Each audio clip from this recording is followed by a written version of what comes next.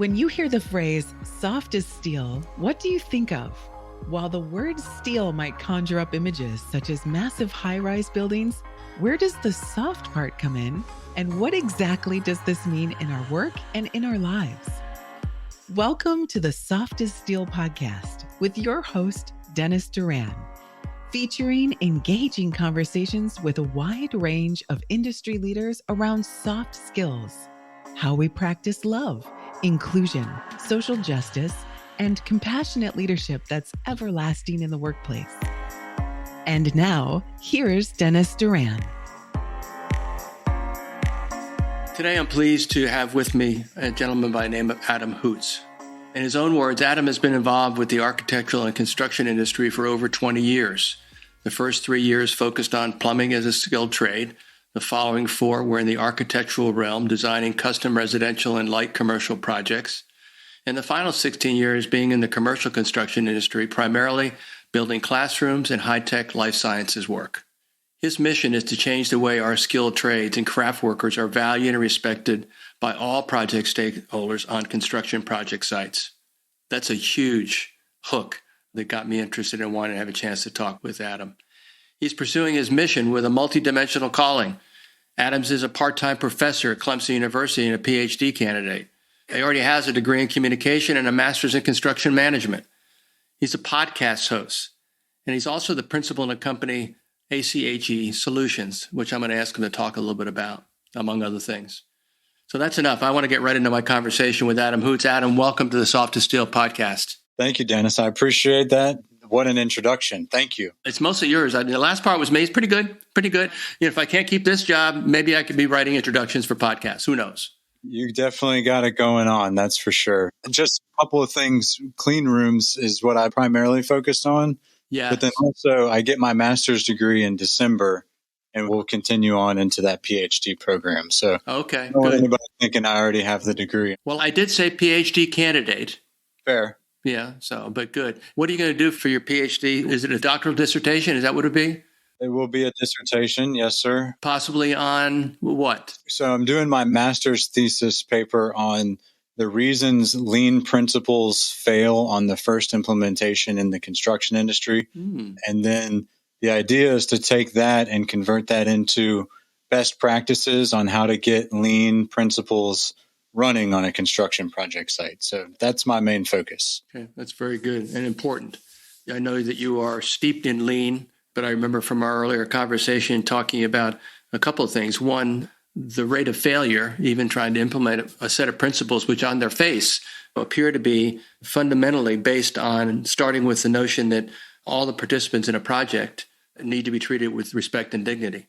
And we'll go from there. Your simple tests on a job site checklist to be able to say if lean is really active in terms of the environment that the company is conducting. Let's talk first about lean because it is important. 20 and 30 years ago was just really interesting. It was beginning to be implemented, but it's really been the last 10 years where there's been a pretty significant ramp up in embracing lean principles and trying to utilize that. Is that a fair time frame, about 10 years? Yeah, I think so. I think when we first started to try and implement it, it was all about the tools and doing things faster with less and adding more value. And we're slowly starting to realize that when you start with the people, that's where you can really get those dividends. But you got to invest in the people and not really have that return. So yeah, I agree with you. I think the last 10 years, we've seen quite a shift. And really in the last, 3 to 5 years, kind of COVID accelerating some of that stuff, we're realizing how important people are in our industry. Yeah. So let's focus on how you phrase, because these are your words, and I think they're spectacular. It says that your mission is to change the way our skilled trades and craft workers are valued and respected by all project stakeholders on construction project sites. Talk more about that. Obviously, your perspective is something needs to change. We can get better. Talk about the current state of affairs and why this is so important. Yeah, so I'm a huge advocate of promoting the skilled trades in high schools and tech schools and college. And, there's no reason you graduate from college, you can't go get a degree or go get a job with an electrician, right? And so I really started to steer young people, even down as young as middle school, elementary school, adjusting some of the things we do to to impact those type of folks, we started an organization called the Skilled Trades Alliance. It's a 501c3. And again, a lot of that was like helping get people into the trades. Well, I don't know, 2 or 3 years ago, I really started feeling a little guilty about that, to be honest with you, because I do look at the current conditions in construction, and they're not the best work environment that's out there. I mean, you're dealing with the elements a lot of times. You take breaks, but oftentimes you don't really have a shady spot or a warm spot to go take a break. So you sit on a pile of steel or brick or, something like that and eat your lunch. Again, I'm talking from a trade worker perspective. Mm-hmm. I'm using a restroom that, is a little plastic tin can that is freezing or hot. And, hopefully it's cleaned once a week. And sometimes that doesn't even happen. And, you just look at the conditions, and really, again, it started when I was a plumber back in the day, and I got dealt some pretty nasty hands being the young kid on a project site. And I did it, and I sucked it up, and I worked through it. And it's always been kind of planted in my head, like, we need to change this. Like, there's no reason a supervisor should walk past a trade worker on a construction site and not acknowledge them and say hello or good morning or how are you, and really mean it. And that happens every day. And it's not even, I did it on jobs, right? I'm not accusing anybody of anything. I'm just telling you what it's like on a real job site. And these things happen not out of intention, but because we're busy, right? We're trying to get things done and variations hitting, and there's a fire here and this person didn't show up, or that person has too much material. Like, there's always something going on, or owner wants to change. Like, and so our brains are all over. It's hard to hit the pause and reflect button and try and learn something about somebody or learn something on the job, because we're constantly going. And so, again, I started feeling a little guilty that, hey, I'm encouraging all of these young people to come into an industry that society doesn't even really respect them, right? They don't. And so trying to light this candle from both ends of the stick now, right? We still need young people. We still need a plethora of trade workers in the industry, and they're getting more and more expensive each day. But on the other hand, it's like we can do something about these conditions, right? If we get in front of the right companies, in front of the right people who are open-minded and willing to think about productivity more than just overtime, right? Productivity happens when we treat people with respect and give them the tools they need to be successful, whether that's a nice air-conditioned restroom or a break tent or a hydration station or somewhere for them to just go and pause and reflect and to bring ideas and innovation out of the people who are closest to the work. And I think, again, we can do it from both sides, right? We can create conditions where it's pleasurable to be at work. It's interesting, as you're saying those words, I'm thinking that what you're describing is that there's a need to recognize that there are, in terms of the responsibility of leaders, there really are two environments that they need to promote and vision for the people that work for them. One is the cultural environment. What do we expect of ourselves and of the people that work for us? I see you smiling, and you'll have to explain. And no one sent me. The word culture drives me nuts. Yeah, so okay. Well, you can get over that part, but you know what I'm talking about. I do. Because again, when I use that word, I jump to the idea that that leadership involves being able to tell people why we exist, what we're here to do, what the future looks like, and get them all tuned in, turned on, and ready to go. That's what I talk about. The other environment, though, that you talk about, and again, we did in our pre-recording call, you talk about that reality that a company may be talking that they're implementing lean principles, but then you've already talked about the restroom or bathroom, whatever you want to call it. I mean, and I call that the physical environment. And again, the threshold level is that construction sites are dangerous places. So attention needs to be paid by anybody walking on a construction site. I don't think that's an arguable point. I think that's pretty factual. How we go about making and preserving an environment on a construction site which is safe. And now I'm talking safe in terms of the physical aspects and kind of the slice of ham on this sandwich of culture environment versus physical environment is safety and where that all fits in. So share your thoughts about kind of how I interpreted what you're saying and why it's so important, if you feel it is, to continue to be talking about the things that have nothing to do with the final result. What they have to do is a lot to do with what happens day by day, moment by moment on a construction site. Your thoughts? Yeah, you just nailed my view on culture, right? Because it's more than beer in the fridge and a ping pong table. And I think it gets lost in that a lot. But like culture is an outcome to me. And you just nailed it. It's the things I do day to day that promote the culture that I seek, starting with leadership, resembling the behaviors that they want. And so I see kind of those two environments as one, I love the physical safety. Yeah, that's a huge deal.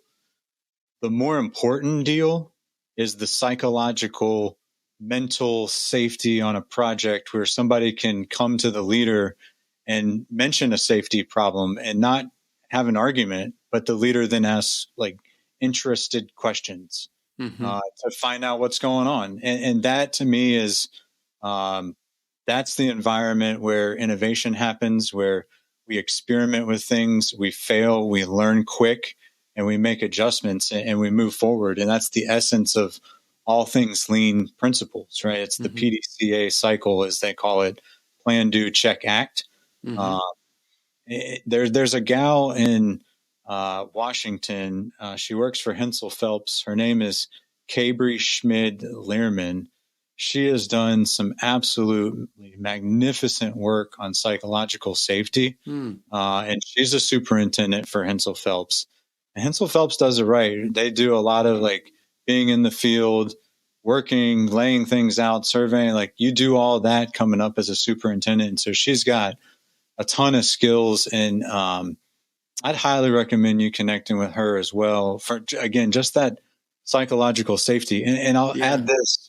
The reason I think that mental, psychological is more important than the physical is because you are 5 times more likely to die by suicide than any other hazard on a construction site. Yeah. That's a problem. And we're encouraging young, vulnerable people to go into an industry with statistics like that. We got work to do if we're serious about bringing people in. Let's stay on what I think is where in my view, albeit from my perspective, many years in the industry, seen a lot of stuff, done a lot of things, made a lot of mistakes. When you get to my age, if you haven't made a lot of mistakes, you haven't taken any risks, and you probably have just been sitting on the couch eating bonbons and watching movie reruns. All smoke, no fire. Yes, sir. Exactly. But the thing that I think, and I know we agree on this, and again, it's conveniently, and that's why I'm really glad that we're having our conversation and that lean is a big part of that, because I think lean is a really, really valuable body of knowledge.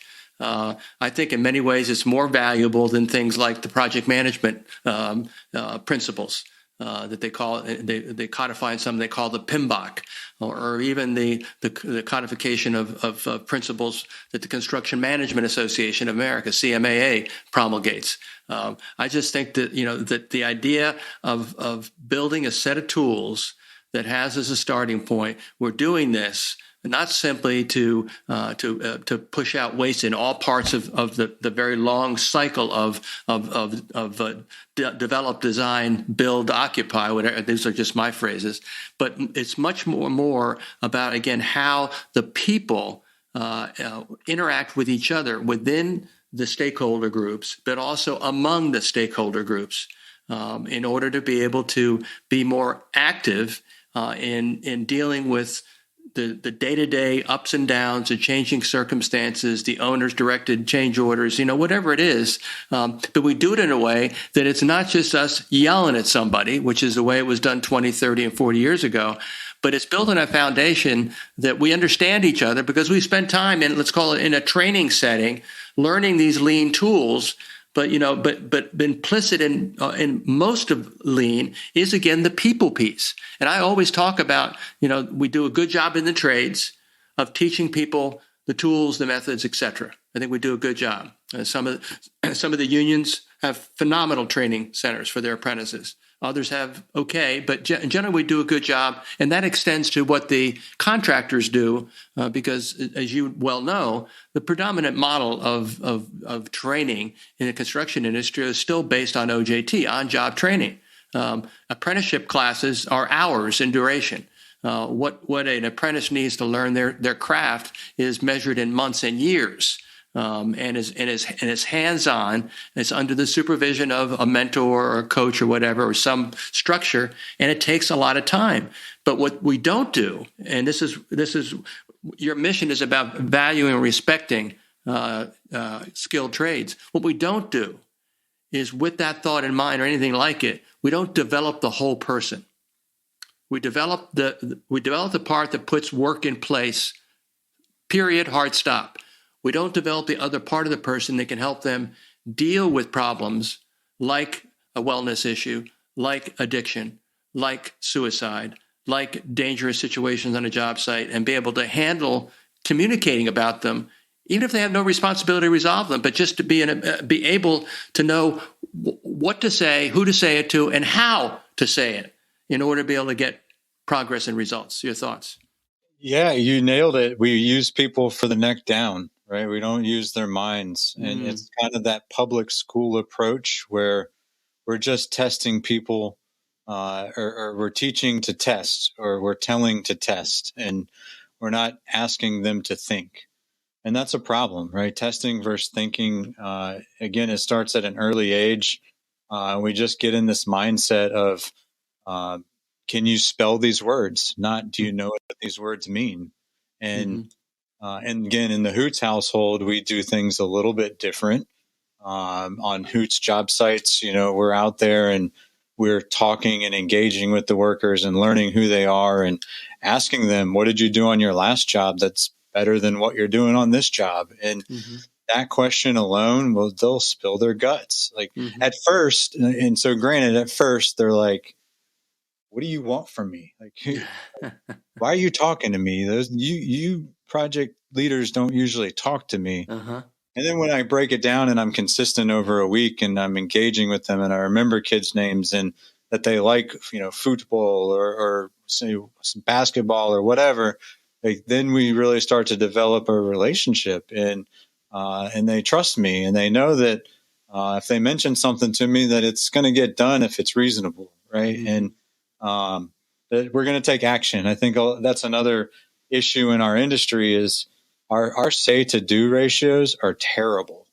They say more than 2/3 of projects are over budget and past schedule. That's like, it's unacceptable. And so, again, back to lean and the origins of lean, even, right? Like with Sakichi Toyota, rumor is he saw his mother looming back in the day, and it was a really dangerous job, right? Fingers close to needles.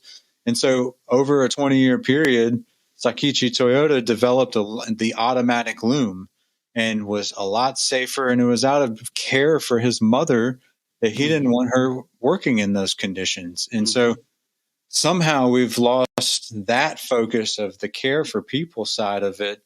And we've really put an overly emphasized the tool and the process improvement and the value add and the return on investment and all of these things, whereas lean started out of a true care and respect for people, like a deep care for the worker doing the work. And that's been lost. And we need to find that from not just a supervisor to worker perspective, but honestly from a societal perspective, like globally, we need the trades. Nothing happens without the trades. Doctors don't heal.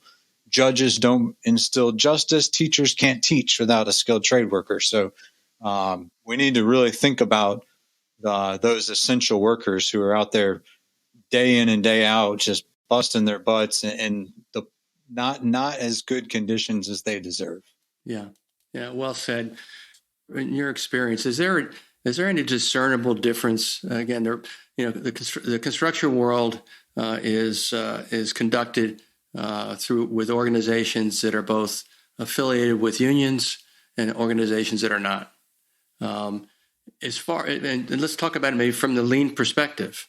Does that matter to lean? That you're working on a project which is being performed by 4 or 5 trades unions under a series of subcontracts with the GC, or whether they're open shop trades contractors. Does it matter to lean? I think lean applies in both environments.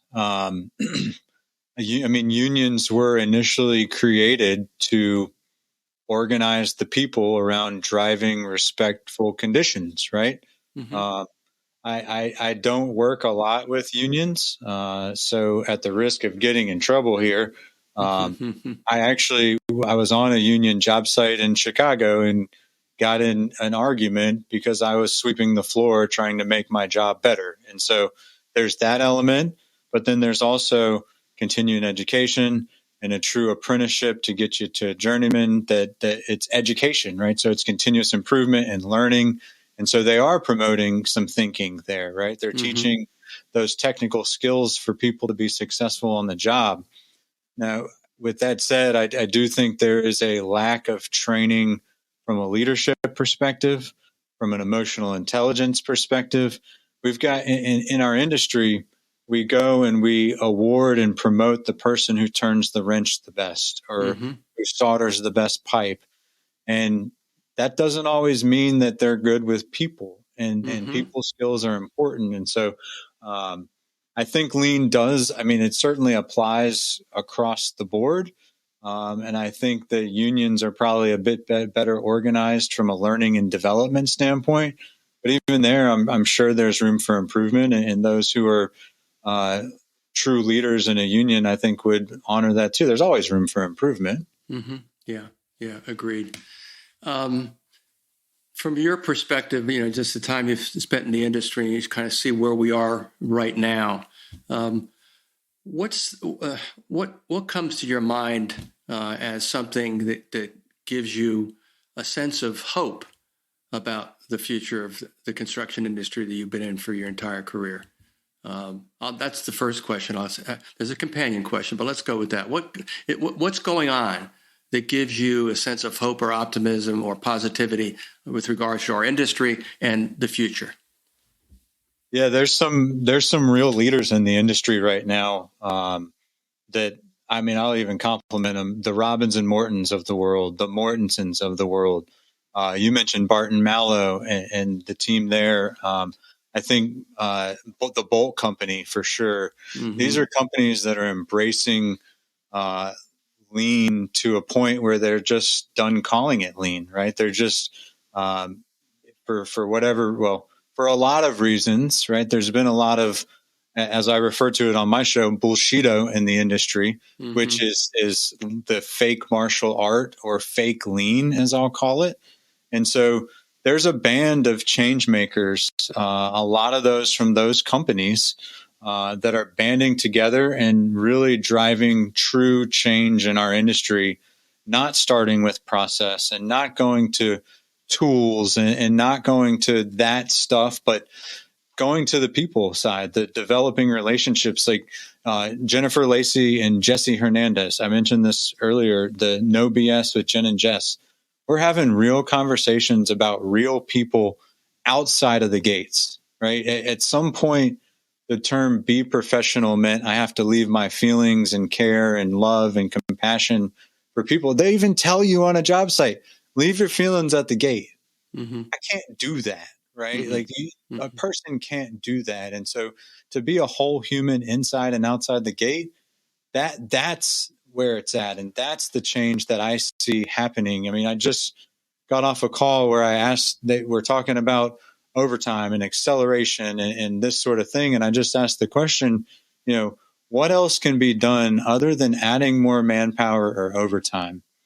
And we got crickets for a little while. And then the project executive spoke up and he said, well, what if we brought one of those nice restrooms out here? It's like, yes, like we need mental model shifts in order to affect the system at the most vulnerable level, right? We keep working on physical events, but that's so close to the fulcrum that we can't change the system that way.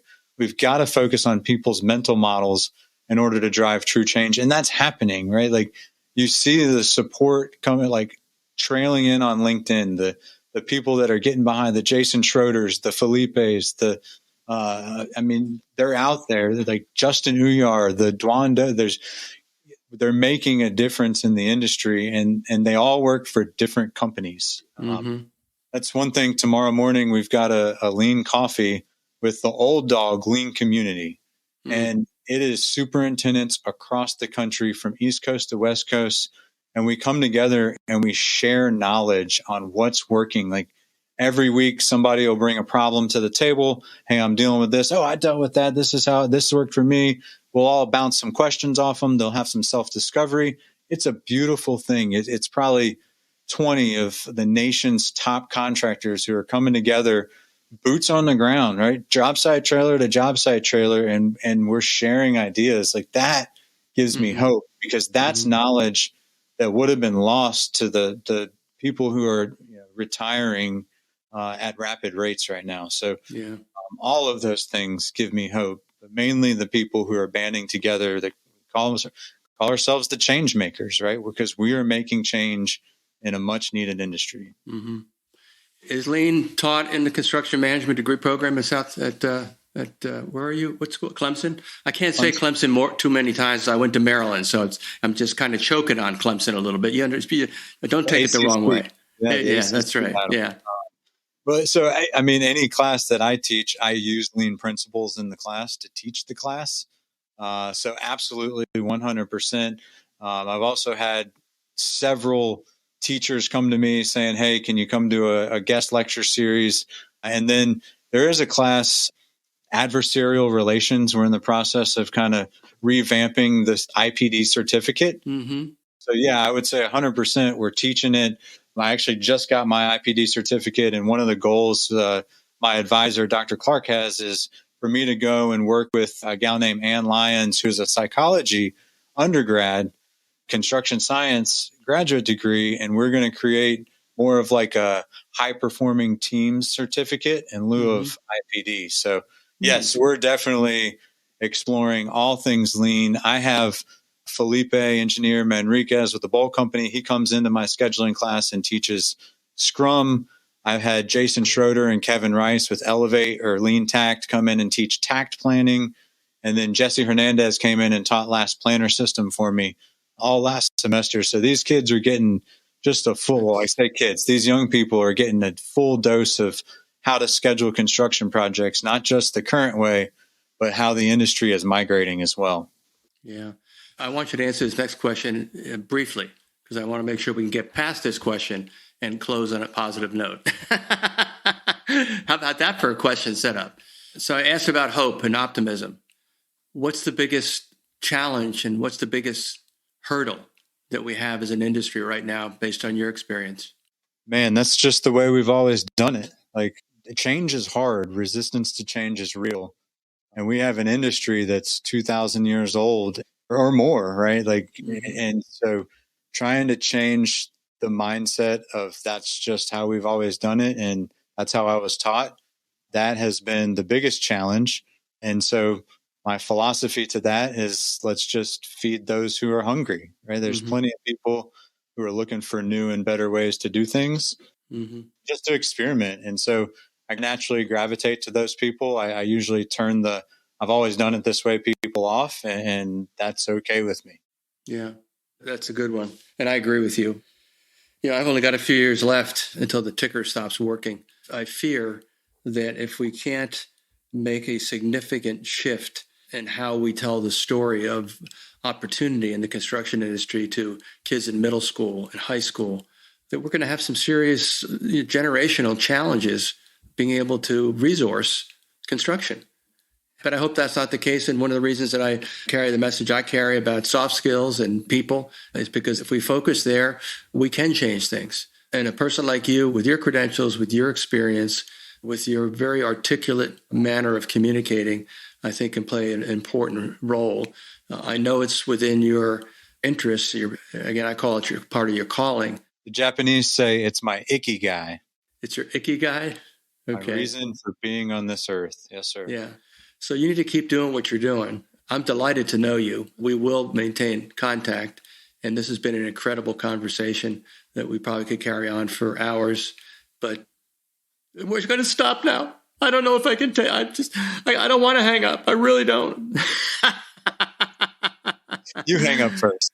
Yeah, no, that's right. No, you hang up first. No, you hang up. Oh my gosh. Oh, I can't. Thank you so much for being here. We'll be in touch soon. Well, thank you for the kind words. And I have been blessed beyond belief. And it has been an honor and pleasure getting to know you and tuning into these podcasts. And I got the book on order. I'm like super excited to dive in there too. So thank you for all that you do. And may God bless you with more than a few years, baby. You're going to live forever. That's the goal. I'm going to live long enough so I could come and do a guest lecture at Clemson, which I'd be delighted to do. You name the date and I will get you in there. Yes, 100 times yes, please. Yeah, I'm serious. Yeah, I'd be delighted to come and do a guest lecture for you or others. And you just let me know when it fits into the curriculum topic-wise, and we'll plan a date for a visit. 100% that's happening this week. I'm getting a date and logging you in this week. All right, buddy. Okay, thanks again for being here. My pleasure. Thanks for joining us today for this episode of the Soft as Steel podcast with your host, Dennis Doran. Dennis is the author of Soft as Steel and a leading speaker and trainer for organizations across many industries and verticals.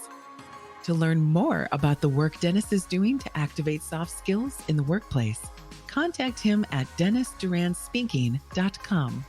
Be sure to check out his book, Soft as Steel, on Amazon or wherever books are sold. You can subscribe to this podcast on iTunes or wherever you'd like to get your podcasts. And please remember to share this episode with your friends, colleagues, and anyone you feel would benefit from the conversation. We'll see you next time on the Soft as Steel podcast with Dennis Doran.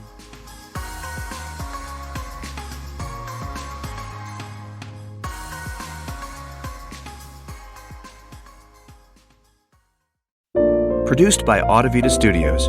Connect your voice to the world.